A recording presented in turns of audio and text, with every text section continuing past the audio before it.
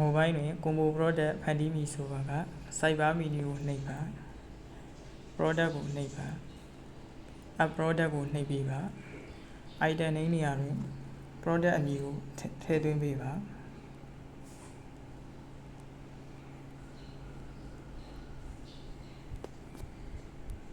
ပြီးရင် unit ရွေးချယ်ပေးပါ brand name category ကိုထည့်သွင်းအသုံးပြုမည်ဆိုပါကထည့်သွင်းအသုံးပြုပေးနိုင်ပါသည်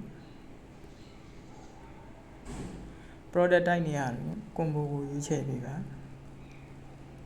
combo အနေနဲ့ထည့်သွင်းမည့်ကုန်ပစ္စည်းများကို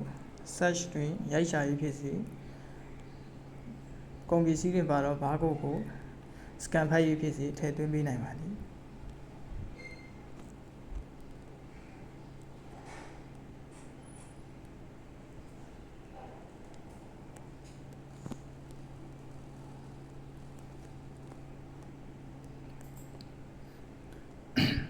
အောက်တွင်ရိုက်ချလိုက်သောကုန်ပစ္စည်းများကိုတွေ့ရပါသည်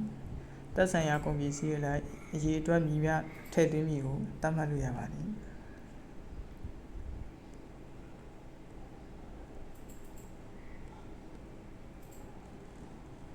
net total amount တွင်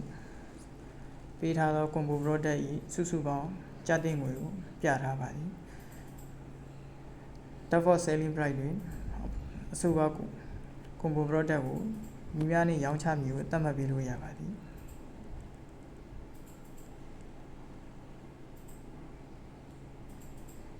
ပြီးရင်